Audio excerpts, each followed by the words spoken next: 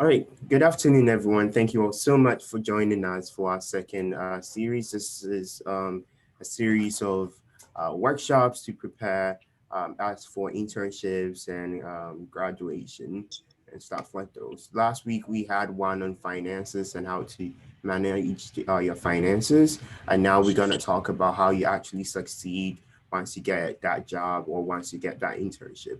And today we have our wonderful presenter Mr. David Ong. He is the Senior Director for Talent Acquisition for Maximus. So thank you so much for coming, and over to you, Mr. Thank Ong. you, Nate, and welcome to all the students and those of you who are watching live and on recording. I want to thank the folks at UVA, particularly the folks in the Engineering Career Services Office, for giving me this honor to chat with you all and hopefully impart a couple of lessons to help get you ready for what that first job or what that first internship might look like. I think it might be interesting to note before I go into introductions that when we actually developed this program about 7 or 8 years ago, it was really at the request of the UVA Career Center, asking us to provide some insights and just some basic lessons that we thought could be helpful in getting individuals kind of oriented to the world of work. So we're going to be focusing on some of those lessons here over the course of the next half hour, 40 minutes or so. As Nate says, my name is Dave Ong. I'm the Senior Director of Talent Acquisition for a company called Maximus, which is based up in Northern Virginia. Maximus is a professional services firm, and we focus on a mission of helping government serve the people. The way that we do that is we provide both business process management as well as consulting services to the government agencies, both domestic and worldwide, that are focused on either public health care or social services delivery. We're very proud to have a very consistent and significant recruiting presence at UVA. Prior to joining Maximus about 16 years ago, I managed primarily campus recruiting programs at companies like Citibank, Booz Allen Hamilton Consulting, and Capital One. And in my current capacity on the board of directors for the National Association of Colleges and Employers, I'm sitting as the current president-elect and will become the president of that organization in July of 2021. So that's basically all about me, but now let's focus more on the students. Let's talk more about you all. I know we have some folks here online and listening to this in webinar style, but one of the things that I like to do to start these programs out is I like to put a question into the chat box to let people just make some responses here. I'd love to know that for those of you that are getting ready to start your first internship or start your first job, is there anything in particular about that notion that's making you nervous? What worries you? Would love to get a couple comments in the chat box. If there are any lessons that Francis or Nate or some other folks want us to pass along, or other themes they may have heard, that would be great as well.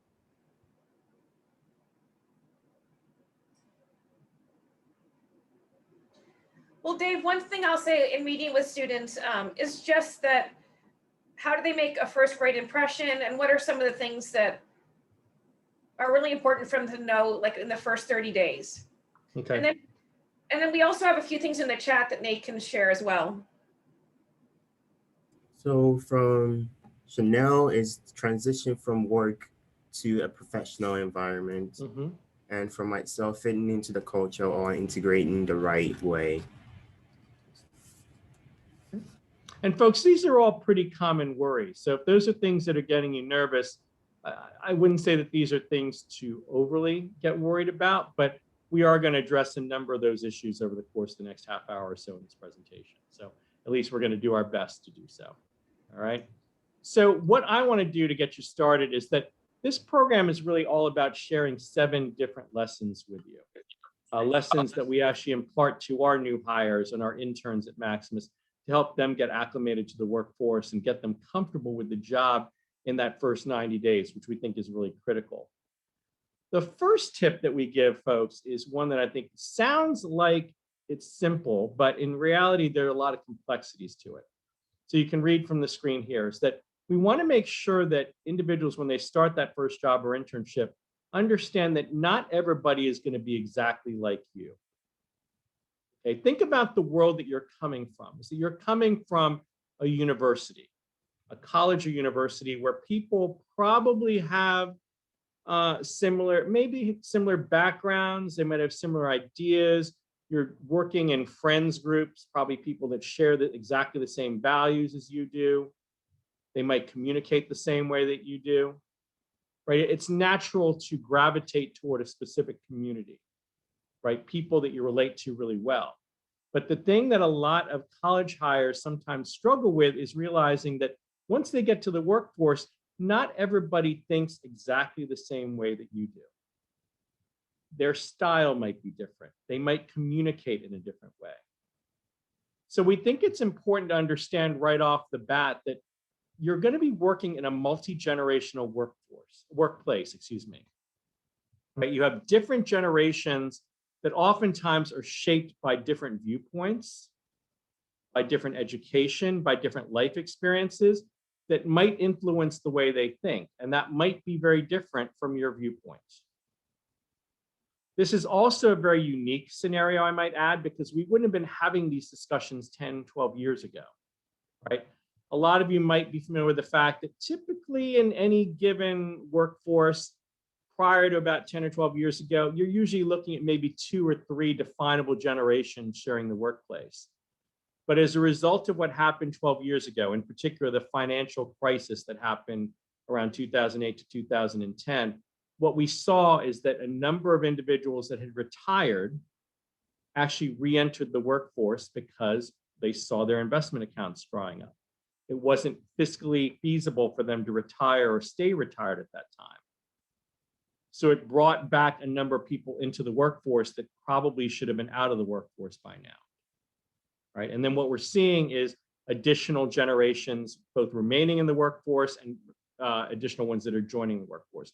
We're going to take a little time to define those for you.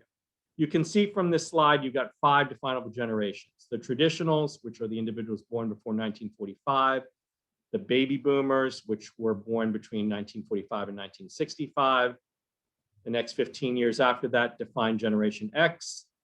Then you talk about Generation Y, also known as millennials, that were born between 1980 and 1995.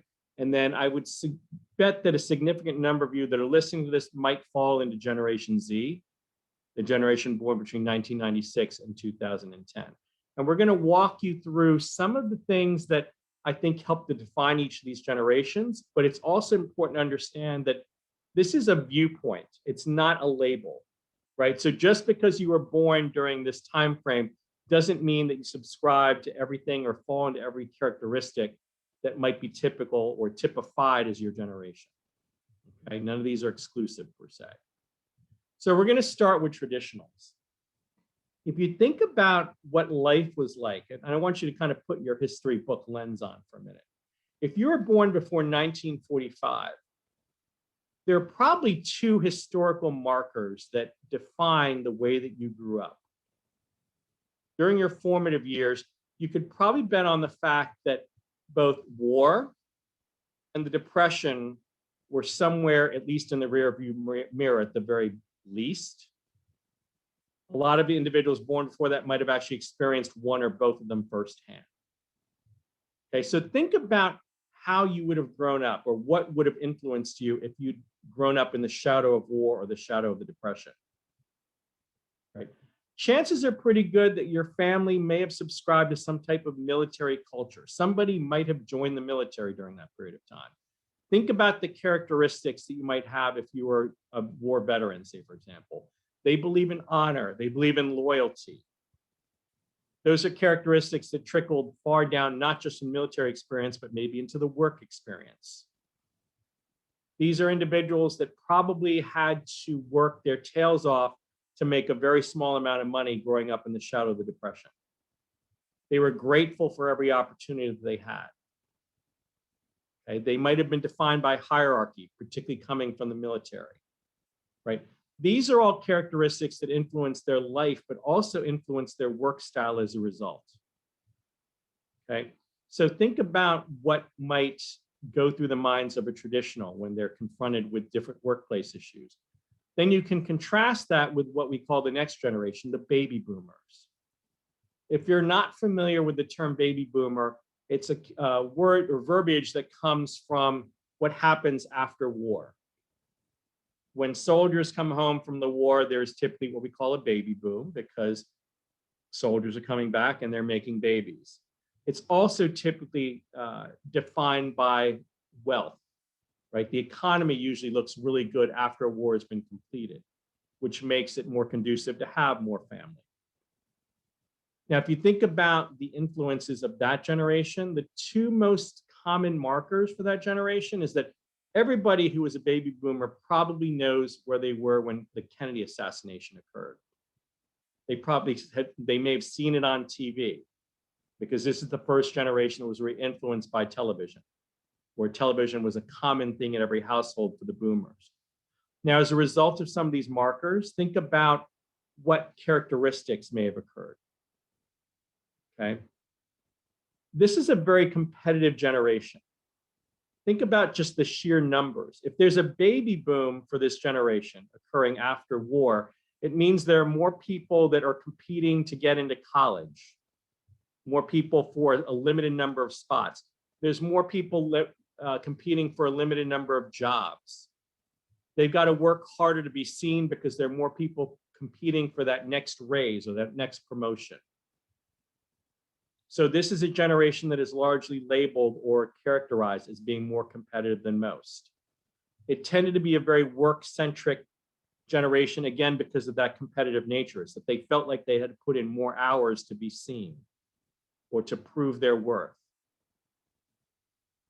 This is kind of what we also call as the challenging the status quo generation. Think about the hippie movement that came up in the 60s, say, for example, the social unrest that occurred, not just from the Kennedy assassination, but also from the Martin Luther King assassination. These are individuals that really were shaped very heavily by some of these events. And as a result, they might be more likely to challenge the status quo.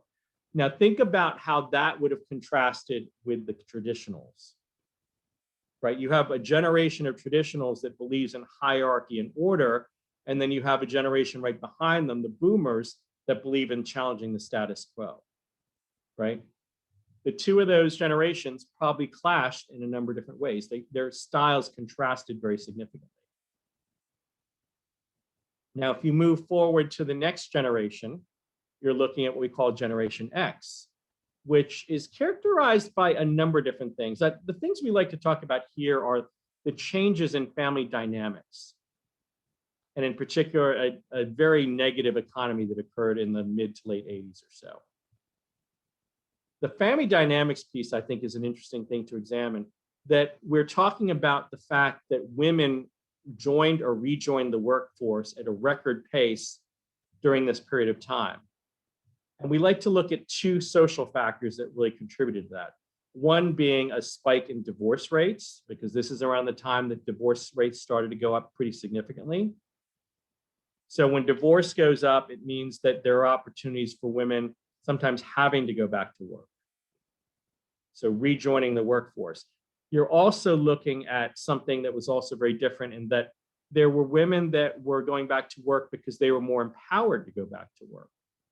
Because this period of time was also influenced by the Equal Rights Amendment that occurred in the late 70s that made it easier for women to rejoin the workforce. Okay. All these different factors created a very different dynamic in the workforce. And for this generation, you saw a lot of very strong left turns from what the previous generation was doing. This was a very independent, very autonomous generation. They learned to think for themselves and to act for themselves and to take care of themselves, largely in part because there was a whole generation of folks under Generation X, or a classification of folks under Generation X that we call latchkey kids. People whose parents or mothers went back to work, which left sometimes kids. I remember I was about 8 or 10 years old, probably 10 years of age, I think, when my mother chose to go back to work part-time. And I actually was given a key to our house, and I would leave my 4th grade classroom. I'd go home. I would let my younger brother into the house. I'd let my younger sister into the house. And literally for about 3 or 4 hours every day, we would be sitting home alone, doing our homework, sometimes feeding ourselves a snack until our parents came home, which sounds like a crazy thing right now when you think about it, but it was a very common thing for Generation X. So that's where they learned a lot of their independence. That's where they learned a lot of their autonomy, because mom and dad weren't always home to answer these questions for them. This is also a generation that really started to define the concept of work-life balance. Something else that influenced this generation is this is the first generation that grew up in the age of the internet. If you were entering the workforce in the 90s, you had not just the Maximuses or the Booz Allens or the banks, the consulting firms that are such big employers now. You also had to deal with the dot-com industries that were coming up. These internet-based companies that were promising the moon and the stars to their employees. They were offering them equity. They were offering them these amazing workspaces as a way to lure them to their workforce. As a result, more traditional employers started to fall back on this idea that, well, yes, we offer work-life balance. You're not going to be working 70, 80 hours a week. We can offer you something different. So that's something that this generation grew up with. Okay, and then lastly, we're going to talk about Gen Y before we go to your specific generation, which is obviously Gen Z. Millennials, I don't want to go into this too much because I think all of you have probably heard this stuff before, right? Millennials were influenced by 9/11. Every millennial knows where they were on 9/11, what that did to the economy, the lack of distrust that it created in corporate America because people saw their parents losing their jobs, or they saw their internship opportunities going away as a result of that. This is also a generation heavily influenced by the parenting style of their parents, right? That they were a very active presence, a much more active presence than any other generations. Okay. What this has created is a generation of folks that are great multitaskers. They rely on technology. They're very team focused. Everything they do is teamwork related. They like to get feedback. Again, I don't think any of this is going to be new for most of you that have heard about Gen Y or millennials. And then likewise, let's chat about Gen Z, which again, I think all of you are probably familiar with. We're still learning a lot of things about Gen Z. I think the thing that's important to note here is that when I've talked to other talent acquisition professionals, we really strongly believe this is going to be the most resilient generation. Because quite frankly, you're living through things that nobody imagined we'd be living through. COVID-19, the Black Lives Matter movement. There are just so many things that are rocking your world if you fall into this generation. I think it's going to make you just that much more work ready for any of the challenges that any employers are going to have to throw your way. Okay. And certainly happy with entertaining any questions in the chat room if anybody has any questions about those. If not, we can go to the next section. Nate, are we clear? Yes, we are. Good to go. Awesome. So the second lesson we'd like to impart to employees and interns is the concept of adding value. Before you go to work every day, just asking yourself the question, what is it that I can do to either make my manager's job a little easier? What can I do for my teammates? Is there something I can take off their plate, say, for example? Is there something I can do to pitch in toward an ongoing project? And then lastly, am I doing a good job of embodying what the organization stands for? Okay. Think about all of those notions. It should be a goal, in my opinion, particularly if you're trying to make a strong first impression, to walk away from the job every day knowing that there's something you did that actually added value, either something that added value to the bottom line, that something that improved the situation for your team. Okay, an easy question to ask yourself at the end of the day. Where did I actually make a difference? Okay. The third lesson, this is one of the ones that I think is trickier, obviously, because of the virtual environment that many of you are going to be entering into over the course of the next few months or so, but the idea of looking the part. Okay. I think that this is probably a lot more important for when you return to a live work environment, for those of you that will do that. But there are a couple things that we think can help you in terms of shaping that, that actual visual. Is the first thing we always tell folks is take a look to see how people who are ranked above you or that sit above you in the organization, maybe 1 or 2 levels above, how do they actually dress for work every day? What image are they giving off? We like to focus on the idea that even if you're in what we call a business casual work environment, which we think is probably going to be the majority for most of you, and probably more casual for those of you that are actually going to be in a virtual environment this summer, that casual doesn't need to look sloppy. Okay, there's a difference between the two. You can look casual, but still look either polished or presentable. That would be a good goal to strive for. And for those of you that are going to be returning to a work environment where you need to wear something that fits whatever that office dress code is going to be, the first thing we would tell you to do is don't go out there and buy a lot of work clothes. Okay, it's important to own a couple of what we call investment pieces. Things that you know are going to be suitable for the work environment, not just a year from now, but 5 years from now, or 10 years from now. Things that you can wear over and over and over again that work with a lot of other things that are in your wardrobe. So for a male, men are generally much more challenged by this than females. If you're a guy, think about owning a good pair of what we call wingtip dress shoes, or a navy blue blazer or sport coat. Something you could throw on with any shirt, any pair of pants, and know that you're going to look presentable for work. Those are what we call investment pieces. Okay. Now, we kind of put on this slide to note the idea that you need to also think about visuals, not just what you're wearing, but what you're getting across on screen. So if you're going to be working in a Zoom or Microsoft Teams environment every day, think about the visuals you're presenting there. It could be your backdrop. It could be the way you're lit, say, for example. Lighting is a big deal these days, folks. If you don't have a ring light, say, for example, that would be a smart investment to have in terms of the overall visuals for your online presence. Okay. Francis, do you have any questions about this? I know you and I have talked about this ad nauseum over the years or so. Any additional advice you'd want to impart or something you'd want them to ask? I mean, any differences now with things that are still being virtual? Any thoughts on that? Yeah, again, you see individuals that tend to go the more casual route in the virtual environment. Everybody's got their own rules. For example, I work from home full time. I haven't left the house for work in over a year and a quarter or so. My whole thing is that anytime I appear on screen or if I'm in a meeting, I want to be wearing a shirt with a collar, right? Or sometimes I know people that feel the need to wear like real pants every day, right? Even though they know they're only being filmed from the waist up or maybe from the chest up, say, for example. Everybody's got their own thing. I think you've got to figure out what works for you and what works for the work environment that you're running into and make choices accordingly.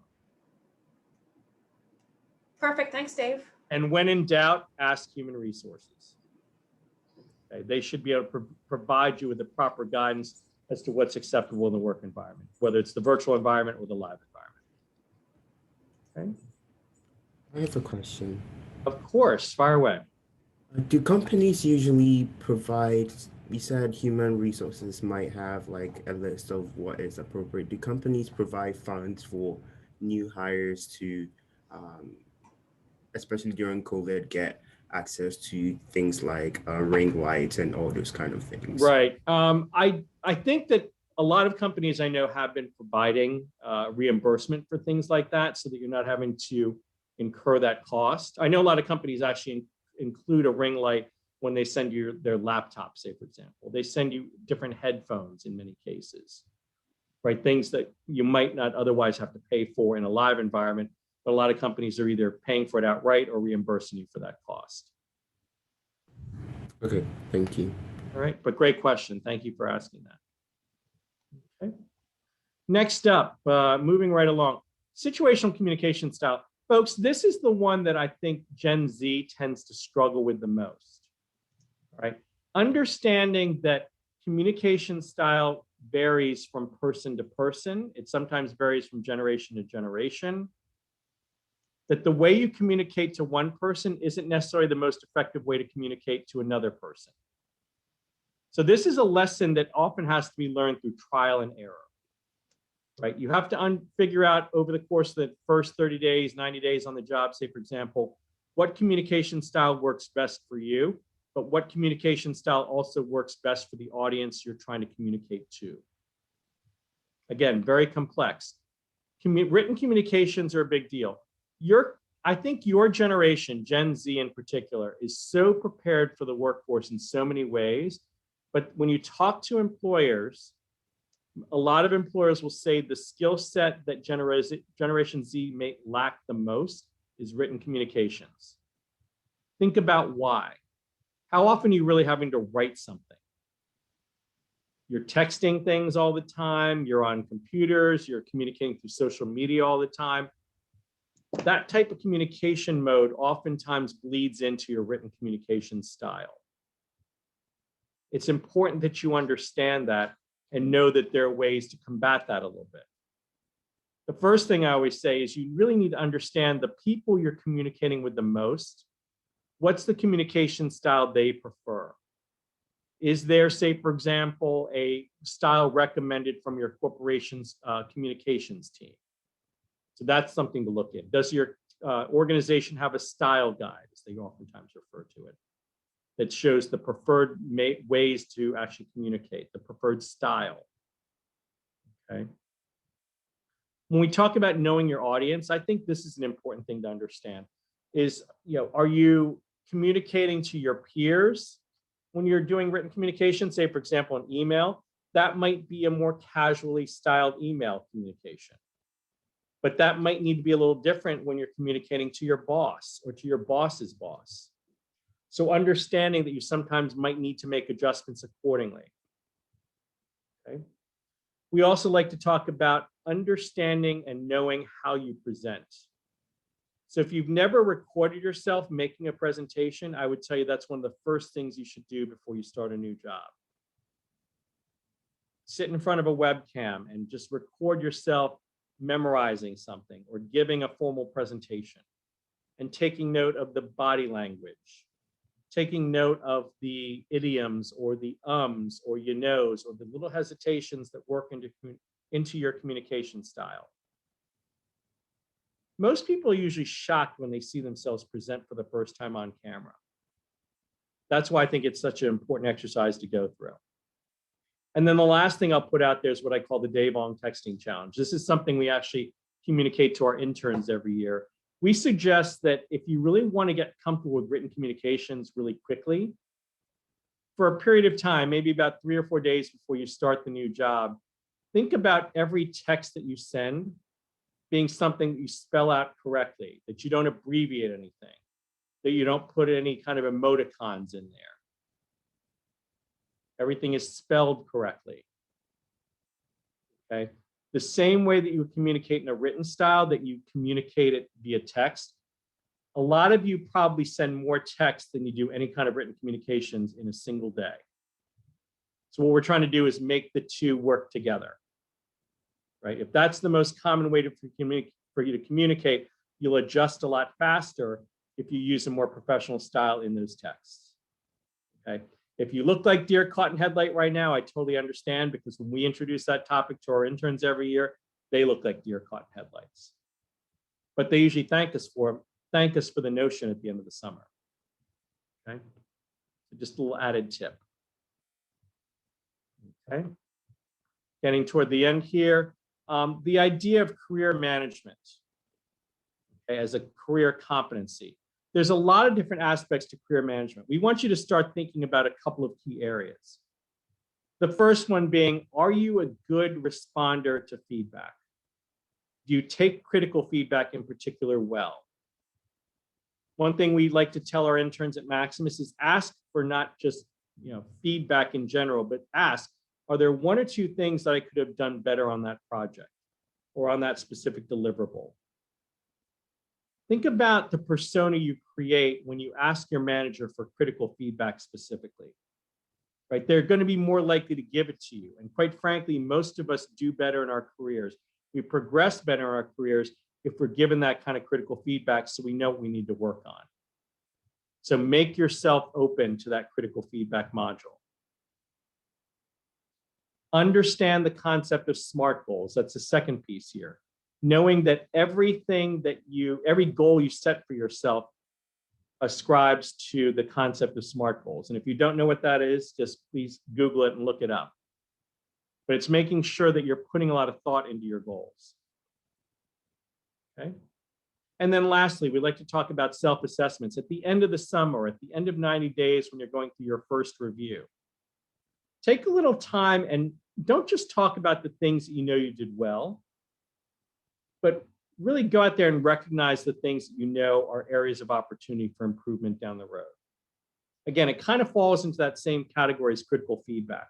Your manager is going to be very excited to hear that you know that there are certain things that you know need to get better. Okay. This is all part of your employee brand, if you will. Okay. Any questions in the chat, Nate or Francis, before I move on to the last parts of this? No, there's no question. Terrific. Thanks for all your sharing. Oh, no problem. And then lastly, if you haven't looked at this before, and please note that this is actually changing, the National Association of Colleges and Employers put out recommendations for what they call their career readiness competency model. I'm guessing that most of you on this call, if you're connected to the Career Services Office at UVA, are probably familiar with this, but if you're not, Google it, because these are competencies that are ever evolving, but you have a lot of employers that also prescribe to them. So if you want to know what this company is going to be rating me on, what kind of skills they're going to be evaluating at the end of this internship or at the end of this my first year, these are some things that might creep into that conversation. Okay. Network. The tip number 6 is this is a great time to start building or honing your network if you haven't done it already. LinkedIn is your best friend. You should connect with everybody and anybody you work with. Send them an invitation, not just because you want to make the network bigger, but these are individuals in your first job or your first internship that could be references for you down the road. They could be writing recommendations for graduate school down the road. You want people that really know your capabilities. Those are the people you want to be connected to. This is also a great time to start doing what I call mentor shopping. One thing that we learn a lot in recent years about Generation Z is that this is a generation that really has a strong need for mentors. They're actively seeking them at all times. And this first professional opportunity is a great time to start thinking about not just having one mentor, but a community of mentors. You might want a mentor that's really good in terms of providing you with career advice. You might want a mentor that's really good with providing you about advice in terms of a certain technical skill or capability. Okay. Think about connecting to people in some kind of organic fashion. Individuals that you see have the same values as you do, that share some of the same viewpoints or maybe have very different viewpoints from you. I think that's a very important aspect of a mentor. Okay. And then lastly, this is one of those things I think you really have to take advantage of in that first job or internship, is that there's a good chance that there's going to be other who's working at the organizations that you are. They love to network together. Okay, whether it's local alumni events in the city you're going to be in, whether it's an alumni presence within your organization, these are really connections you want to develop and take advantage of very quickly. Okay? And I would say that UVA is probably amongst the top 2 or 3% of all colleges and universities in terms of building those types of networks, folks. Okay, so definitely take advantage of it. And I say that from experience. Both my brother and sister graduated from UVA, and they're constantly connecting to recent alums or interns that are working at their respective organizations. Okay. And then last but not least, I love talking about this part, the idea of not being afraid to take the lead on something, folks. And don't freak out if you fail every once in a while. Okay, the lessons to be learned here is that if you're going to work for a business in particular, you have to remember that what they're learning from is not their greatest successes. What they usually learn the most from is their failures. You can't go into this being completely risk averse, folks. You've got to be willing to take a chance or take a risk. Okay. What you're going to be rated on in all likelihood isn't necessarily did the risk pay off or did it have a losing scenario. What a lot of employers are going to really evaluate is what analysis you put into it, what led to your decision. And if they had that same group of factors, that same data in front of them, if they would have taken the same risk. Okay. Don't be afraid to take on the challenging assignments just because it's a risk, folks. Okay. Our CFO at Maximus about 10, 12 years ago with one of his first group of interns, I'll never forget this, told all the interns that worked in corporate finance that if you don't feel super anxious or sweaty or feeling the need to like cry a few tears every once in a while because the work's in front of your plate, he always felt that he wasn't doing his job.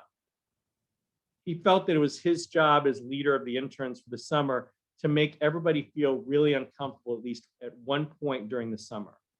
Because he said if they didn't feel uncomfortable, he wasn't stretching them to their limits. Okay. Marinate on that for a little bit. Okay. And I think that leads us to the end. So I'm just curious if there are any kind of questions that have come up as a result of the last half hour, 40 minutes or so.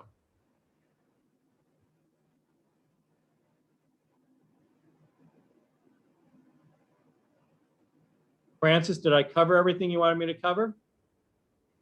Oh yeah, it was such a great presentation, and I think will really help students as they're moving forward into their next adventure, into their work, and sort of making, you know, with the most of their starting in their jobs. And I think you highlighted so many important things that they can think about and also reflect upon. Good. Okay. Well, fine. Well, if there are any follow-up questions that anybody has in the audience, you're more than welcome to follow up via email. You can see my email on the screen there, davidong@maximus.com. I mean, yeah, and students like Dave is so approachable. He's definitely the expert, and he has been so supportive of all of our efforts in the career office, the CDE, and he means it when you can reach out to him. So thank you so much, Dave. Happy to do it. So, all right. Thank you for having me, folks. I have a question, Dave. Sorry. Oh, absolutely, Nate. Go ahead. Sorry. How do you navigate conflict first with like your boss or your supervisor, and how do you navigate conflict with your peers? Okay, so addressing conflict. One of the first things I would always tell folks is that before they address any kind of conflict, if it arises in the workforce, first thing in my opinion to do is take a step back. Okay.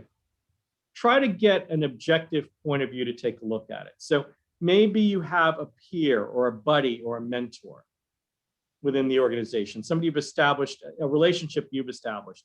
Run it through them. Because oftentimes what seems like a big conflict, when you run it through the lens or the eyes of somebody else, sometimes it's not really that big of a deal, right? Sometimes there's a tendency to overreact or over worry when conflict arises, particularly if it's your first job or first internship. So the main piece of advice I would tell you is get another point of view. This is, again, why I think it's so important to get a buddy and that's something that when you're new to a workforce, a lot of employers will establish a buddy system for you. Okay. Find a trusted advisor, run it through them before you take any kind of action.